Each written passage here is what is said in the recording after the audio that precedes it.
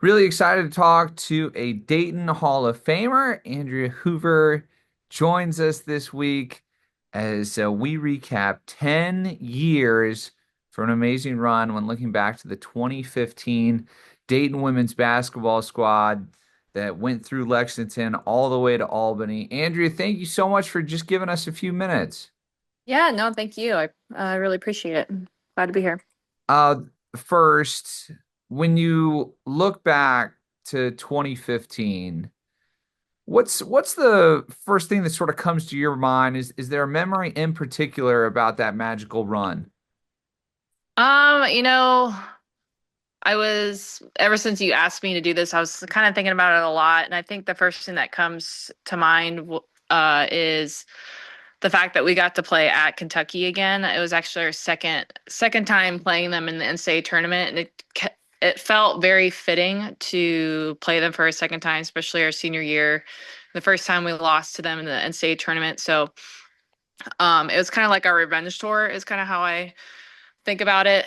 Um, and we were all when that got announced and we saw Kentucky in our bracket, we were just really excited to go back there and to kind of rewrite um, that path of when before we had lost and had a great game. So first thing that Well, come to mind. let's go back to the selection show because Mhm. Lexington pops up. I'm sure there also had to be some excitement of just being able to play close to home. Yeah, it was. I think we were actually, according to like the predictions, we were actually supposed to go to Washington. So when that popped up that we were going to play in Lexington, I know we were super excited because we had a great fan base. Obviously, I'm local, so my parents were able to travel and my family. So we were very pumped that we were able to do that close. We had a great crowd, and it was just a great atmosphere in general. Because Kentucky, has a huge following too, just in basketball. So they had a good crowd there, and it was just And really fun to play there. it's a cool environment. That's an Yeah, old for sure. building with a lot of history. But before we talk about that game, you mentioned playing close to home. I wanna talk about Valley Academy and sort of and your path to Dayton because it's a unique one. I know Yeah. a lot of people decide to stay home, but for you, what was the ultimate factor in playing sort of down the road at the University of Dayton? So Spring Valley is a super small school. I had gone there pretty much my whole it's a K through 12 school, so pretty much my whole life I had gone there. So I feel like Dayton also had that like close-knit family, smaller school feel to it, which really I was drawn to that. And then I really loved the players there, the coaching staff. It was kind of like a family oriented, and I was a homebody, so that played a huge part. That I was able to still be close to my family, but also still get that college experience and kind of be on my own as well. So it was kind of the best of both worlds. And Dayton in general, I mean, it's a special place. It's funny because every time like we go on vacation, it could be Florida or Colorado or something like that.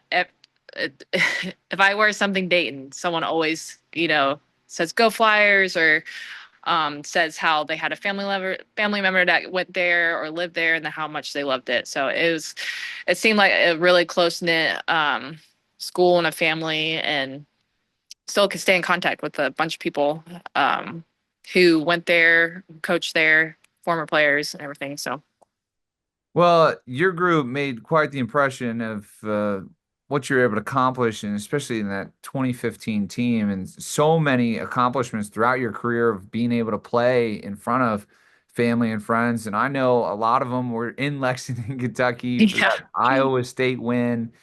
And then yeah. you get to play Kentucky, but it's kind of interesting because in that game you find yourself in foul trouble.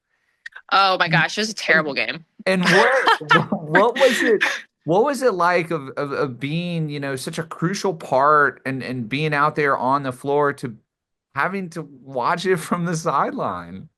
Yeah, that was I was really emotional. I think actually when I found out, I was so angry I mean, I'm not gonna. It was some SEC reffing going on there, but that's beside the point. Um, I think I you're good. was, It's 10 years yeah, later. right. I was super emotional, and it kind of goes to show like how special that team was because it wasn't just one player. Like, it's not like me and Allie carry. I mean, obviously there were games where we played really well, but no matter what, someone always stepped up. Like I remember Amber making a huge three in the corner. Kelly absolutely went off, and Allie was unstoppable that game. And I remember when I fouled out, like Allie was just like, "This is not going to be your last game. Like we got this." Type thing to me because I was obviously super emotional fouling out because I haven't really fouled out a bunch of games, especially to foul out in a Kentucky game in their court. I was just devastated. But then, I regrouped and I kind of just took on like the energy of the bench and just tried to be the best team I could possibly be. And it was a wild game, that's for sure. Well, talk about that energy because I think it's on full display and it's hard not to be the biggest cheerleader, especially when people are making shots. Is that one of the craziest games that you were a part of at Dayton in 99, 94?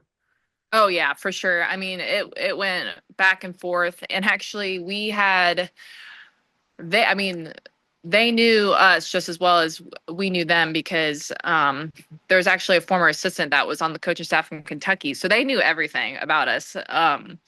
So that's where the grit and just playing basketball came into play, and that's also why I think that we played so well in the tournament was because we were just not thinking about plays, not thinking about anything other than playing our hardest and playing for our teammates and playing for ourselves. And like I just remember um Allie specifically just like they could not stop her. And as I mean, she's was my best friend then, now still my best friend. To see her kind of go off in that type of environment was just awesome to see. It was still one of my like core memories for sure. Then you make your way to Albany, Sweet 16. For you, did you sort of take notice of like I wasn't necessarily the player that I could be against Kentucky just because of fouls and wanting to step up in sort of a bigger way against Louisville, or was it just kind of a next game mentality? Um, I think my mentality was just go on to the next game because sometimes I try to do too much, so I didn't want to do that.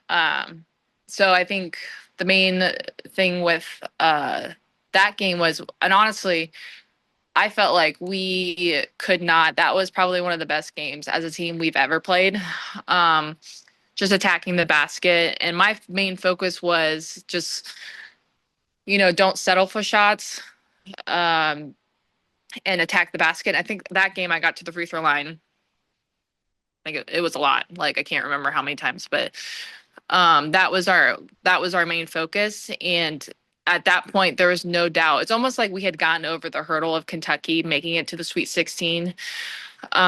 So everything else was just icing on the cake. And then also we were the underdogs, so it's kind of like we had nothing to lose. So let's just go out and play our hardest that we can. And we played even better than we did at Kentucky.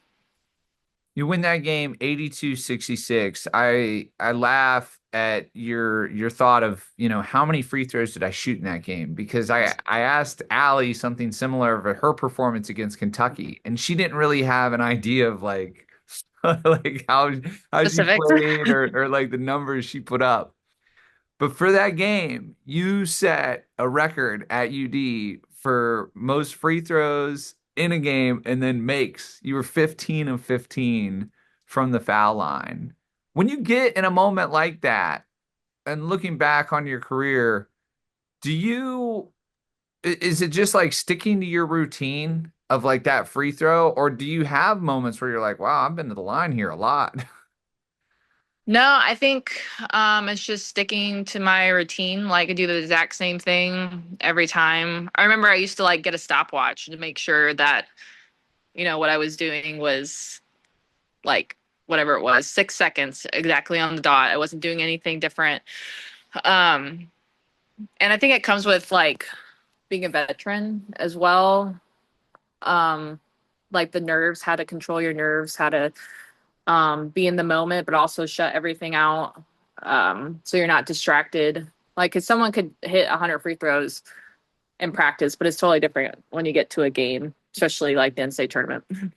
Outside of winning, what's your favorite part about that team? Looking back to 2015. Um, I think my favorite part of that team was we were just having fun. I mean, even off the court, we were always laughing, always telling jokes. That's just what our personalities were. It was very no drama, just like got our work done and followed the scout. All the girls were super smart. We didn't ever have a problem with someone not knowing the play, not knowing the scout. Everyone was on the same page of wanting to win. And I think that sometimes you take for granted when you have it. You don't realize how um, rare that is in a team. And we were always cheering each other on. Like it was never like I needed to get this many points or Allie needed to get this many shots. It was never like that. It was always anyone on this team can score. Like if any one of the starting five or even on the bench could go off for 20 and it wouldn't be surprising. Like we were so balanced and so deep as a team that we just fed off of that. Like no, if someone stopped Allie, like the four other people wouldn't get in double figures and then offset that. So now basketball ends at the University of Dayton, but you get drafted, and you spend a short bit, but provide Flyer fans with an update of Andrea Hoover here for 2025. Yeah, so I have three kids now. Three girls. So I got married in 2015, shortly after I graduated. Um, Went over to LA, played with them for a little bit, but then I didn't want to go overseas to play basketball, so I was pretty much done playing, which I was totally fine with. And then I currently work on base, and I've been on base for almost 10 years. But yeah, now it's just following my kids around, being their coach.